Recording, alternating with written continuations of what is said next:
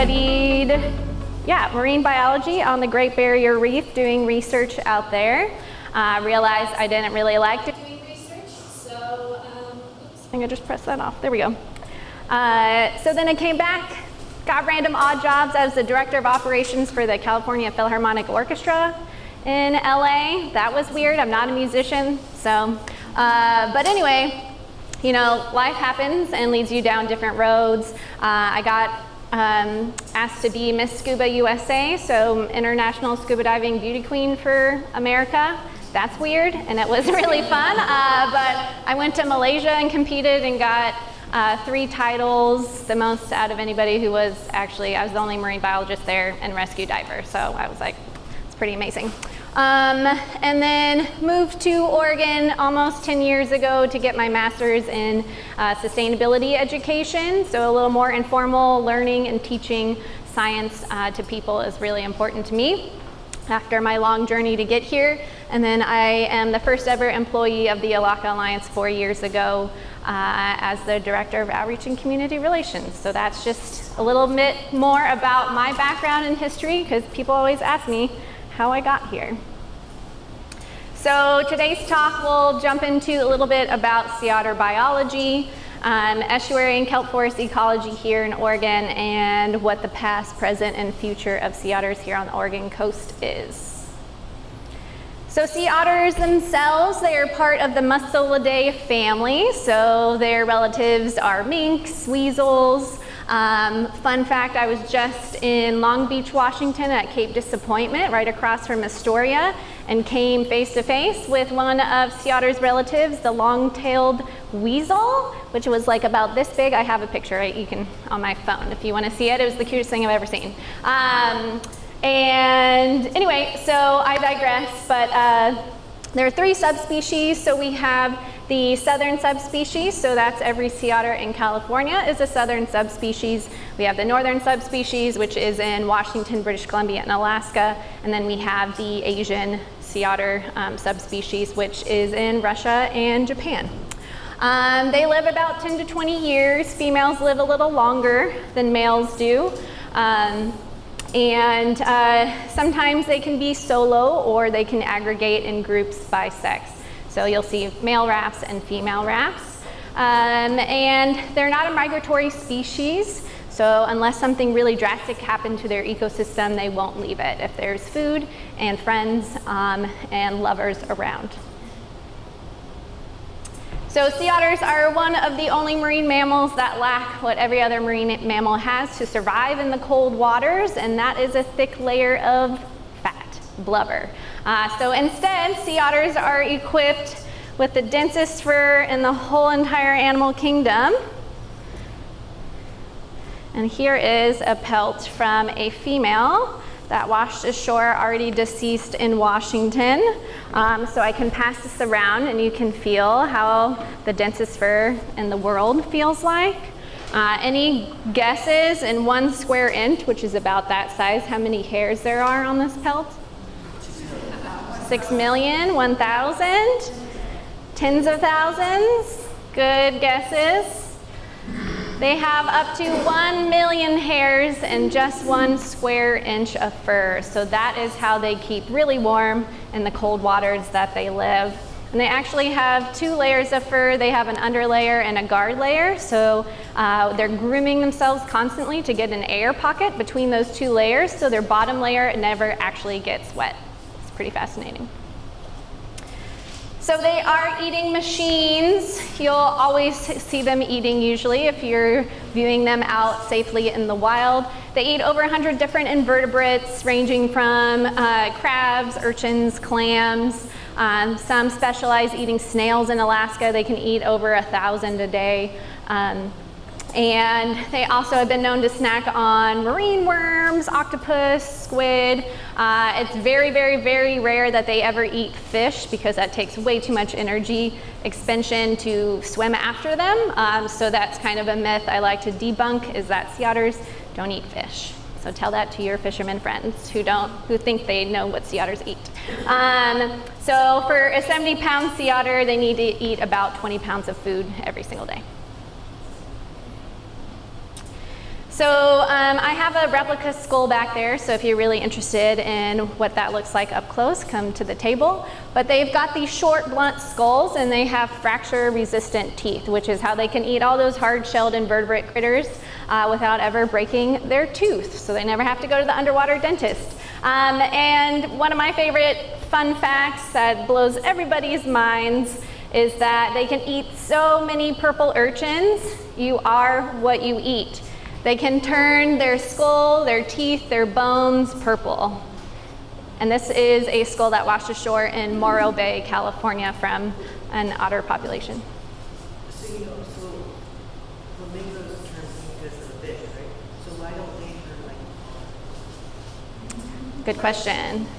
The question was, flamingos eat little tiny shrimp that turn their feathers pink. I'm not quite sure, probably because it's a little different how they grow their fur, but instead internally it changes their bone color.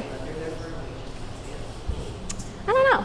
I'll have to ask my sea otter biologist. Are you talking about like their fat? No, like their skin. Oh, no, it's not purple. Mm-mm. Nope, just their bones. It's called echinochrome staining, how this happens with urchins and sea otters. Yeah. A lot of people ask me, what are the threats to sea otters? So we have predation by sharks. So white sharks are one of the reasons why the California population can't expand naturally, because white sharks, when they transition from juveniles, they go from eating fish to marine mammals. And what does a sea otter look like? Maybe from below, but a nice fatty seal or sea lion that they want to eat. They take a big bite, get a hairball, and they're like, gross. Release, and then usually that's pretty fatal for the sea otter. There's a special group of orcas off the Aleutian Islands who have been known to eat sea otters. One washed ashore with 6 in her stomach and 1 stuck in her throat, and that's how she died. But not every orca eats sea otters. Human caused problems like oil spills is super detrimental for obviously their warm coat, their fur. If anything oil gets on that, their whole thermal regulation is thrown off. Plastic pollution, climate change affecting the ocean acidification for the hard-shelled invertebrates that they like to eat. So they've got a couple things not on their side. So a lot of times people email me at least several times a month saying that they saw a sea otter running along the beach in Bandon or Depot Bay. But what you did see is a North American river otter, which are the only otter species in the world. Right now they just added 1 more otter species. So now there's 14 globally, but they're the only one not listed as threatened or endangered. So their population numbers are just fine. But they are smaller in size. They're about 30 to 50 pounds. They're usually in groups of 3 to 4. They den on land, so they live on land. They can forage and swim in the ocean for food, but they don't live in the ocean. So I can understand why people think they're a sea otter because they're in the ocean sometimes. But if you look at their paws, all 4 of their paws are the same. And so sea otters have these huge back flippers because they live 99% of their lives in the water. Sea otters are also larger, 50 to 100 pounds. Like I said, sometimes they're by themselves or in rafts of sex. And their ear flaps are slightly different as well, but those are just some of the key features. And river otters have multiple pups at a time, where sea otters just have 1 pup at a time. Any questions about the differences? You just said about the kids. River otters have multiple pups, like 3 to 4, and sea otters just have 1 pup at a time. Is it one like always one, or is it one like human? Just always 1. Yeah. Okay, so now we're going to test your knowledge of what you just learned. We've got a video from the Oregon Zoo of both sea otters and river otters. Which ones are these? Sea otters. So sea otters also have shorter tails compared to river otters too. That's a big giveaway. Here we've got the river otters. Their tails are much longer. You can see all their paws are the same. They really love hard-boiled eggs. Thankfully eggs are, back at a normal price now. And we've got the sea otters with some clams. There's that fracture-resistant teeth. Sea otters are also one of the only marine mammals to use tools. So they have rocks and they use it kind of like an anvil on their stomach to crack open lots of tasty snacks. They're also just one of the top things that the Oregon Zoo and the aquarium have on their social media for good reason. And also those are the only two places that you can find sea otters in Oregon. The Oregon Zoo and the Oregon Coast Aquarium. Oops. All right, so let's jump into sea otters' role in healthy estuary ecosystems. Does anybody know what an estuary is? I'll go over here. Oh, it's kind of like a really big bay where there's a mix of like fresh water and salt water. Yeah, exactly. So estuaries are where rivers meet the ocean. Perfect explanation. So let's visit an estuary where there are sea otters present, and that's the Elkhorn Slough in Monterey Bay. It's one of the largest and most significant estuaries in California. There's over 340 bird species, sea otters, harbor seals, fish, and invertebrates that make that place their home. It's a crucial part of filtering the water and it's a great place for education, research, ecotourism. I was there a couple years ago with U.S. Fish and Wildlife Service where we caught wild sea otters to tag them and take measurements. And so I tagged one, punched some holes in his back flippers, which was scary, but all for research, and named him Chip after chocolate chip because his two tags were light brown. And I did see a photo of him on a research tour photo page and was ecstatic. He looks happy. So Dr. Brent Hughes is from Sonoma State University, and he's kind of made it his life mission to understand how crucial sea otters are in regulating estuary ecosystems and how interconnected they are. So he realized that after sea otters were recolonizing the slough, that their water quality started to improve. And if you're not familiar with the Elkhorn Slough, the river that is upstream is a lot of agricultural and farmland, so it's not the most clean water. So he was very surprised that the Elkhorn Slough started to get clearer and clearer. And so basically, thanks to sea otters for snacking on a lot of crabs, this allowed the snacks that the crabs like to eat, which are these little sea slugs, to flourish. And so the sea slugs are important because they eat algae that grows on the blades of the eelgrass, and so that allows that eelgrass to photosynthesize. So with sea otters not present, the crabs eat more slugs, thus there's more algae growing on the blades, and then those blades can't photosynthesize and grow and be strong. Did that make sense? It's a lot of moving pieces. Yeah? Okay. So overall, that means there's healthier eelgrass, which also sequesters carbon, is home to a lot of other species. So thanks to sea otters for having a big appetite for those crabs. That is super helpful for the ecosystem overall. And so sea otters were on the cover of Nature magazine in 2024 with new research from Dr. Brent Hughes. And so he figured out that also these sea otters eat crabs that burrow down into the eelgrass root systems. So then that dislodges the eelgrass and then it's not thriving anymore. And so thanks for them eating those burrowing crabs, that's reduced erosion by 90% in the slough, which is incredible. And so that helps with sea levels rising and tidal currents intensifying to have better grounding of these root systems of the eelgrass in the slough. And also, another research study from Dr. Brent Hughes is that he documented that one sea otter in the slough can eat 50,000 to 120,000 crabs, the European green crabs, a year in the slough. And guess what kind of crabs we also have invading our coastline? The European green crabs. So this is really huge to counteract an invasive species along much of the west coast, is that these sea otters can eat a lot of them, and we have them right off of our coastline too. Yep.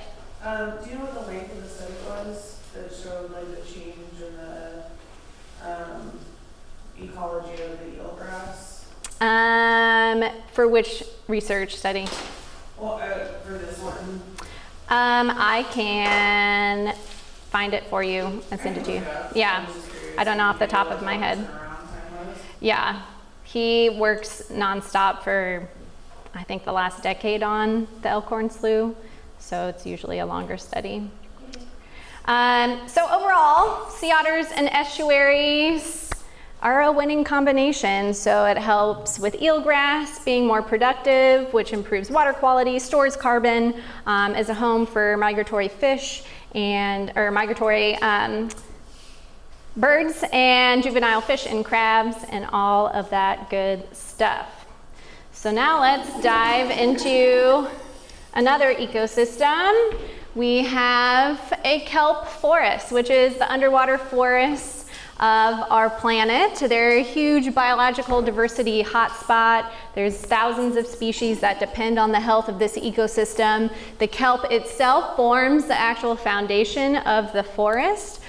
This is some giant kelp off of Monterey Bay. The majority of kelp we have here in Oregon is called bull kelp, which we'll talk about in a second. But I just like to showcase the beauty of this underwater world because unfortunately not everybody's going to experience this view, but it is one of my favorite places to go scuba diving. So let's talk about what makes up kelp itself. So kelp, although it looks like a plant, it's actually the largest macroalgae. It's a brown macroalgae. So instead of root systems like plants have, they have something called holdfast. So it's kind of like hardened, sticky spaghetti that looks for rocky hard substrate. It attaches to that, and that's what it clings onto for the rest of its life on the bottom of the sea floor.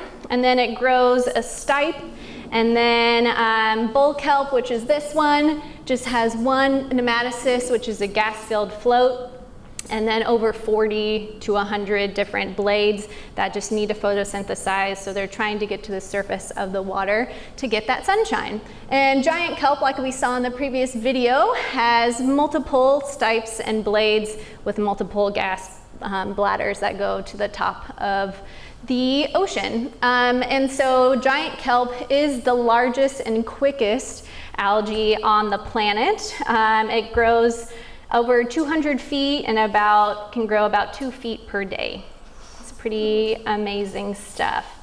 Does anybody have any questions about kelp?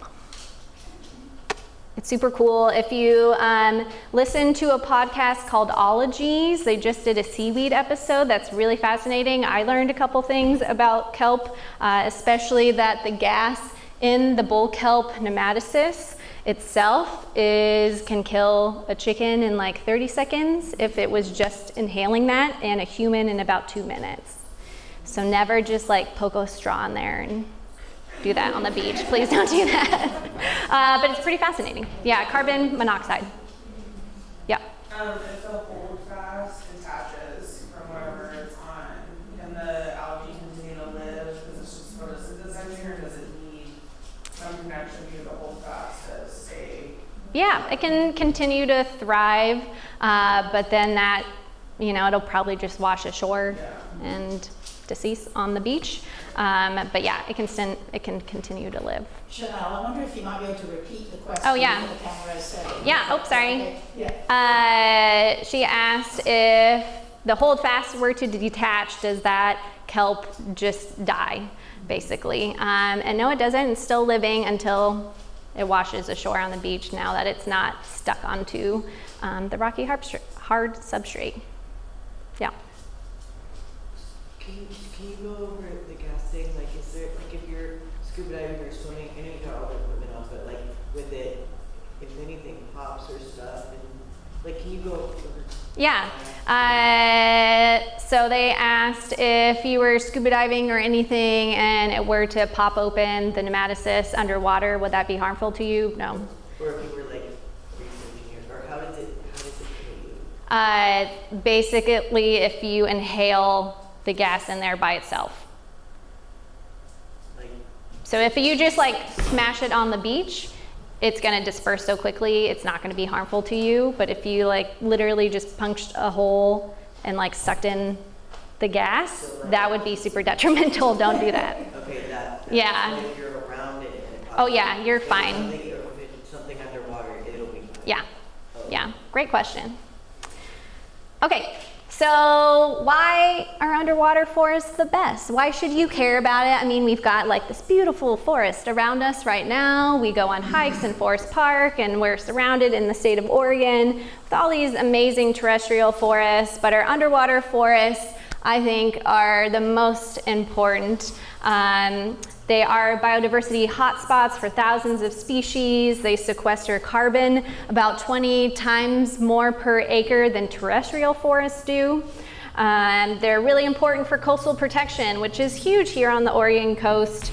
They act as natural barriers for large storm waves. And they produce oxygen, so almost half of the oxygen on the planet actually comes from the ocean, and a lot of that is algae, so kelp forests produce about 20% of that, 50%. And economic value, obviously we depend on fisheries, and the Dungeness crab is the biggest fishery that we have in Oregon, and guess where juvenile crab like to grow up big and strong is in kelp forest ecosystems. And they also regulate species populations and nutrient cycles. The list goes on and on. And so one of those things, like I mentioned, is that it helps fight climate change. So large marine mammals, like we have the migratory gray whales that are coming up and down of our coast right now, depend on healthy kelp forests because they eat the tiny little mysid shrimp that live in the kelp forests. And unfortunately, over the past 2 decades, they've decreased their size about 13% because we are losing our kelp forests on the Oregon coast at an alarming rate. So that is definitely not good because everything is interconnected. So as a visual learner, I really like this graphic to showcase how kelp and the carbon cycle works. So carbon is absorbed through photosynthesis and it removes CO2 from the atmosphere. As it grows big and strong, it stores that carbon in its blades and stipes and holdfasts. And then animals eat that kelp and that carbon is stored and moves up the food chain. And then when kelp breaks off, hopefully it goes out to the deep sea and sinks to the bottom of the ocean floor where it stays there for thousands of years, trapping that carbon. So that is called a carbon sink. And then the process obviously repeats itself with new kelp growing and dislodging and sinking to the bottom of the ocean. So thanks to Dr. Jim Estes, unfortunately he recently passed away a couple months ago, but thanks to his groundbreaking research in Alaska, we know that sea otters are a keystone species. And so if you know what a keystone is, on the kind of that rock arch, if you remove that keystone species, that keystone in the middle there, the whole arch will fall apart. And so kind of that's the thought process of removing one species from the ecosystem has a cascading effect. And so I also really love these photographs of sea otters underwater because one, it is super hard to photograph sea otters underwater because they are very quick.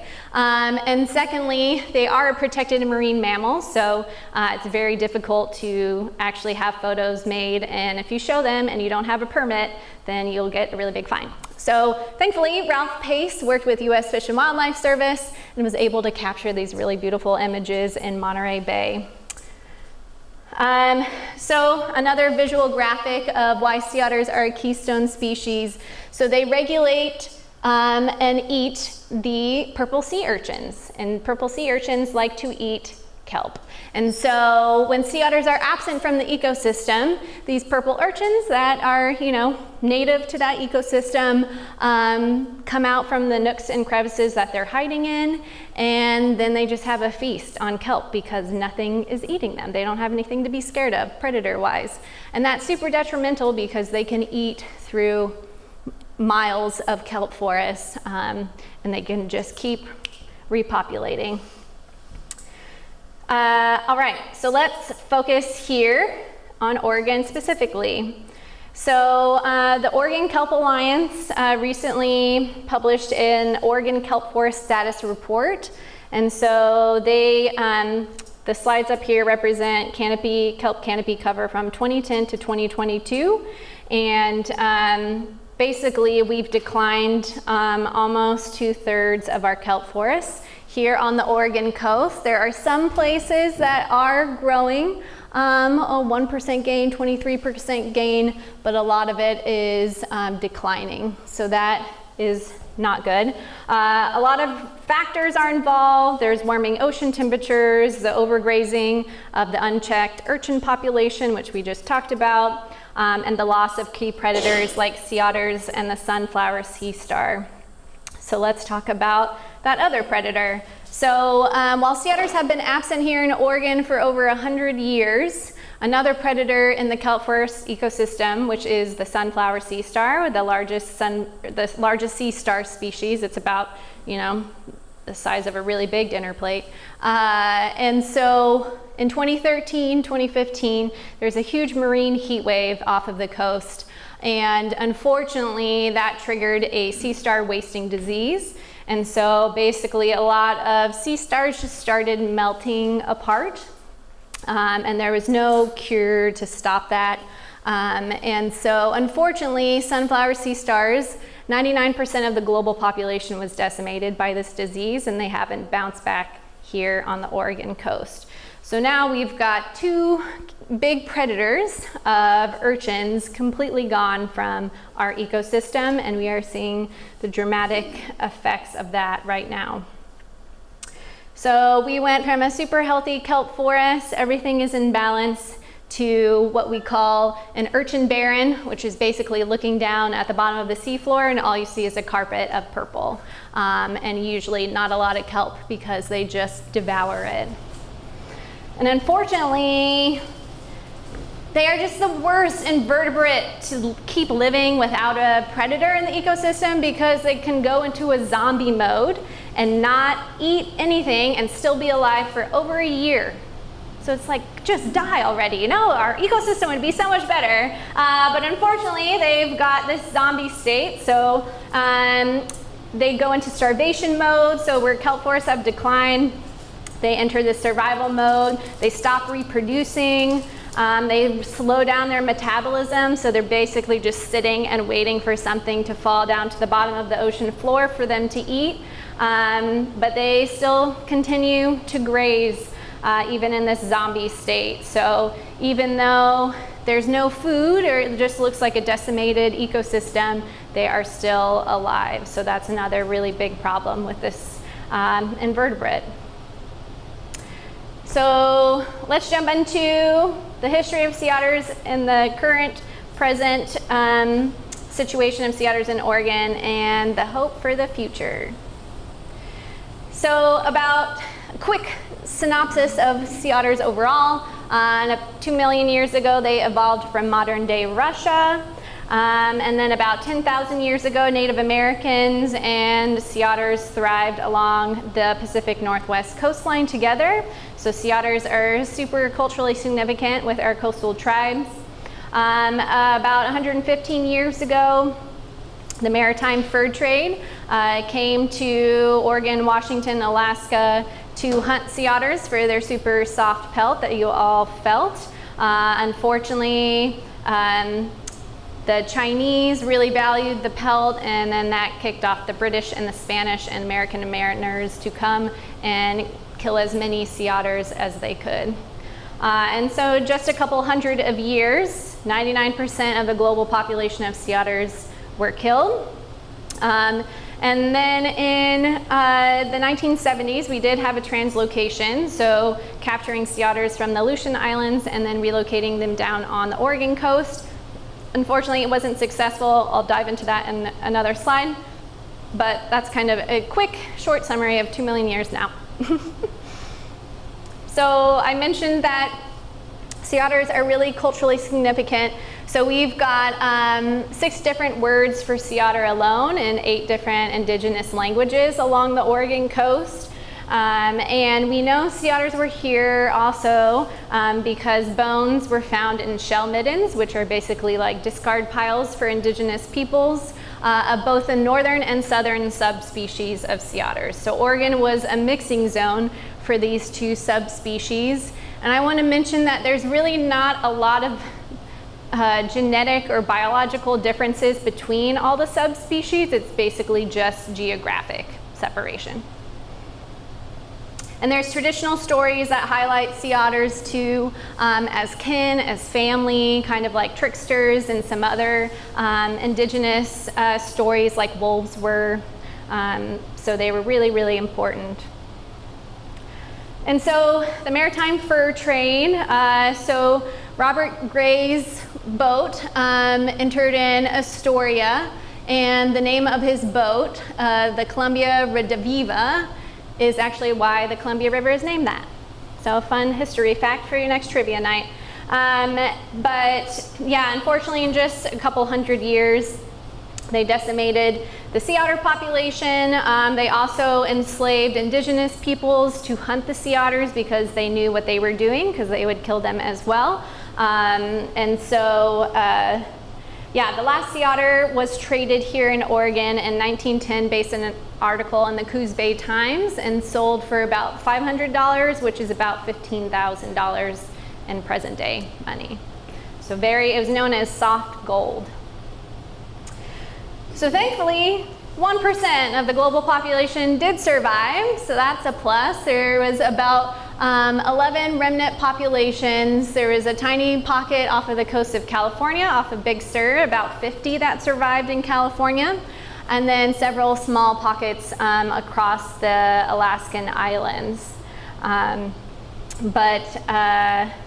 Yeah, so all of the surviving 50 in California are now what make up the 3,000 that live there currently. So they're all super genetically similar. So that is why southern subspecies of sea otters are listed as threatened on the endangered species list. And so we did have a translocation effort in the 1970s. So sea otters from Amchitka Island were moved to Oregon, Washington, and British Columbia and Southeast Alaska to escape nuclear bomb testing by the US Navy. And so nearly 100 animals were released at Cape Arago, and then about another 50 or so in Port Orford. And none of these sea otters were tagged. It wasn't really a super well thought out mission, I will say that. And they didn't start tracking them until several years later, just through binoculars and scopes. So a lot of the animals appeared to have left. They have a strong homing mechanism, so they just try to swim back where they came from. They did survive for over a decade and reproduce, but eventually by the mid 1980s, they were all totally disappeared. And so basically, scientists just think they didn't release enough animals initially to withstand natural immigration and mortality rates that happen in a wildlife translocation. But every other translocation since then has been successful of sea otters. So we've learned a lot more about the biology of sea otters, translocation methods, and movements on airplanes and holding tanks and all these things. So with a future translocation, I'm much more hopeful it will be very well planned out because we will be helping with that. How many did they release? A little less than 100. Some died in transport, some died in floating pens that they were dragging across the ocean to release them, and there was big storm waves. Not the most fun things to talk about. But yeah, a little less than 100. So let's talk about the Elakha Alliance. Who are we? So Elakha is a native word for sea otter. I say boom shaka, Elakha, for people to remember it. But we were created by the late David Hatch, who is photographed there. He was a Siletz tribal member and came across the word Elakha while he was trying to name a boat he was building with his son Peter, and was like, what happened to Oregon sea otters? Why don't we have them anymore? And we should try and bring them back. So that was in 1999. So that led him to go talk to a bunch of his friends who are researchers and scientists and other cultural colleagues to figure out how to bring sea otters back to the Oregon coast. It was basically his life's mission. Unfortunately, he passed away unexpectedly in 2016, but his outreach and passion lives on through a board of directors that started in 2019 with Bob Bailey, our board president, and now we have 4 full-time staff members. I was the first ever employee hired, and now we have 2 in Portland, 1 in Eugene, and 1 in Coos Bay.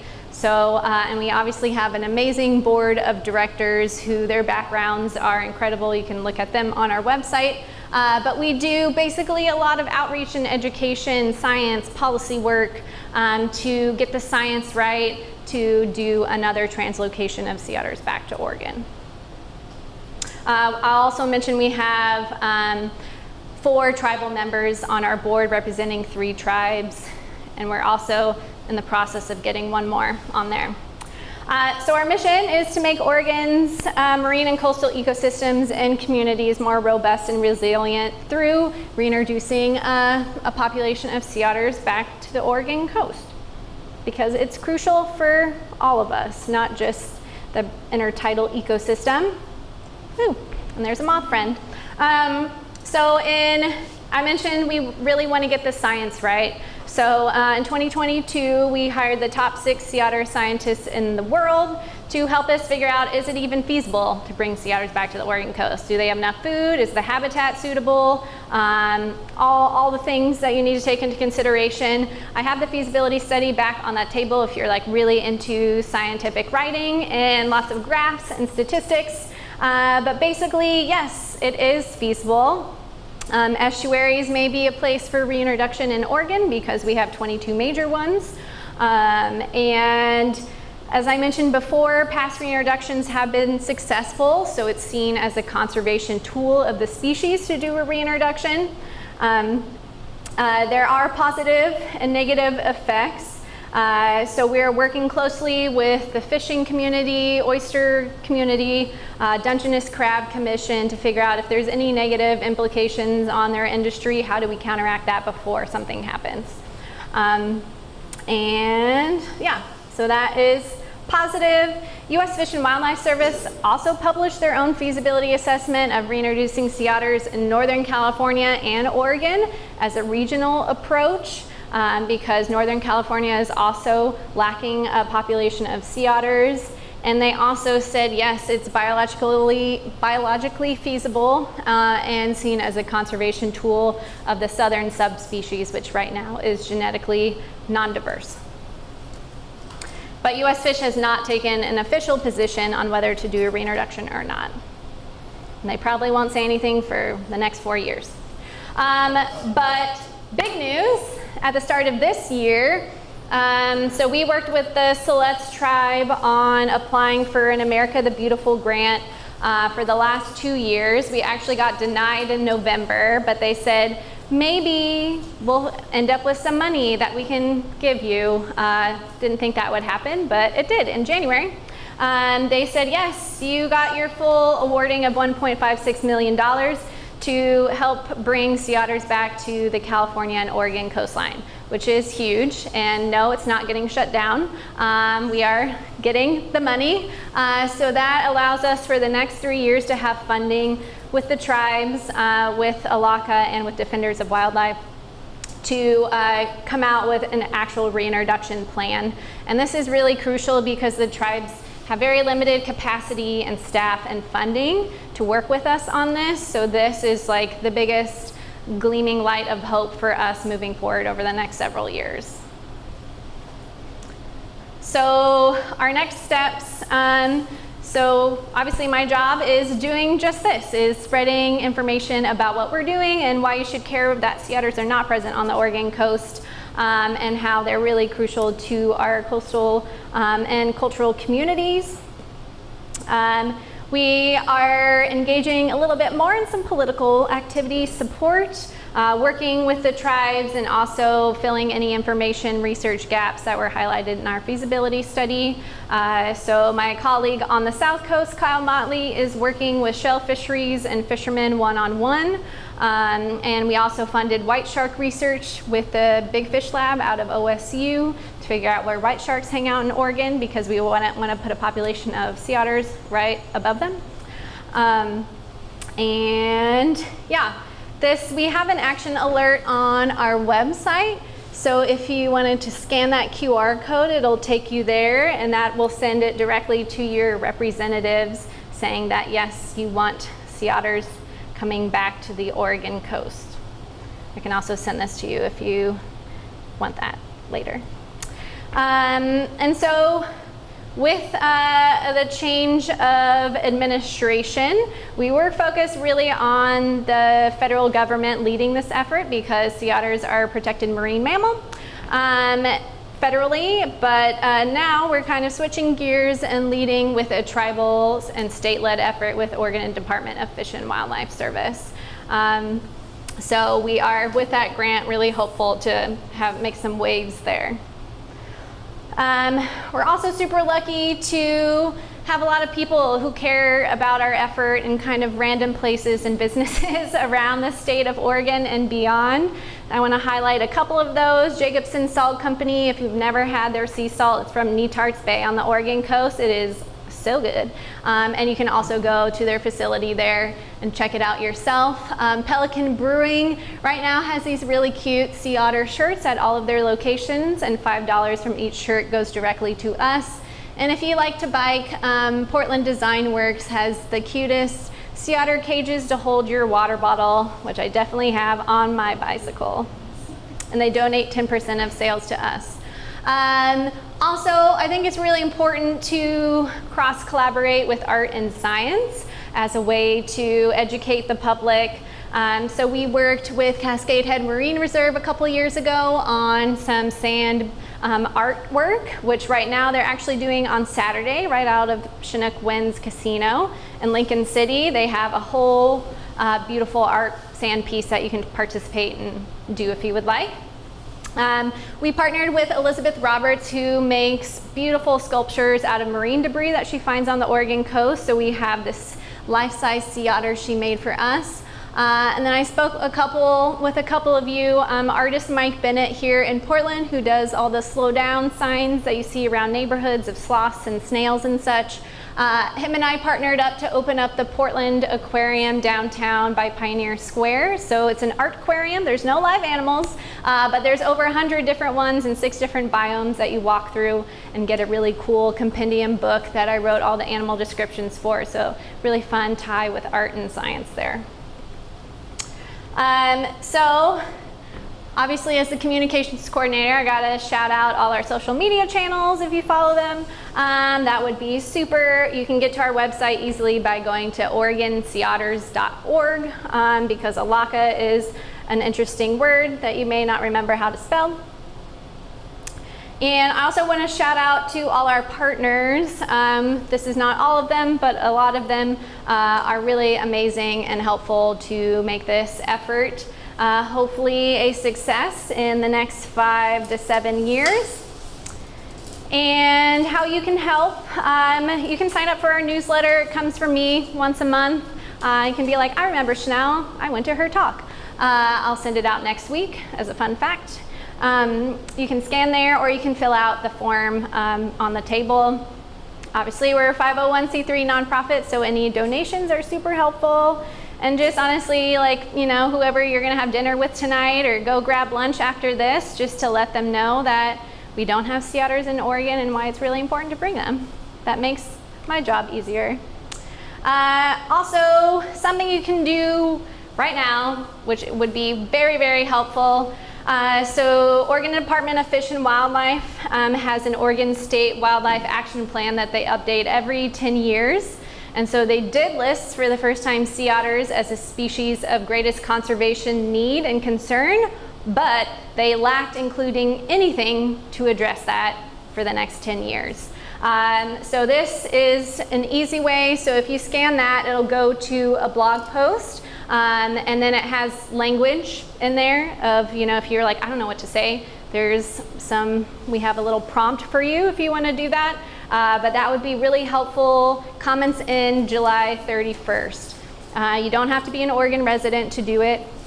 But yeah, that is really, really helpful to actually make something happen in the future. And then for those who are locals, perhaps you remember last year, there were 2 live sea otters found off of the Oregon coast in Cannon Beach at Elakha State Park. Here is a beautiful video from a local, Brett Williard, who sent this to us. And so it's not uncommon to see maybe a handful of live sea otters on the Oregon coast, usually single. This is the first time we've ever seen them 2 together alive. A lot of times they're already washed up ashore deceased. But lone males from the Washington population swam down to Oregon, and they're just looking for some ladies, And unfortunately, we don't have a raft of females for them, so they don't stick around very long, or they get bit by a shark and wash ashore. So it's very rare, but once out of every 100 emails will be an actual sea otter like this one. And I freaked out and drove there the next morning and photographed them out there. And so that photograph you probably saw across all the news media outlets last year was taken by me. Definitely maybe cried when I saw that. When they were out there, it was really beautiful as kind of a glimmer of hope for the future. So that's all I have for you today. Thanks for coming.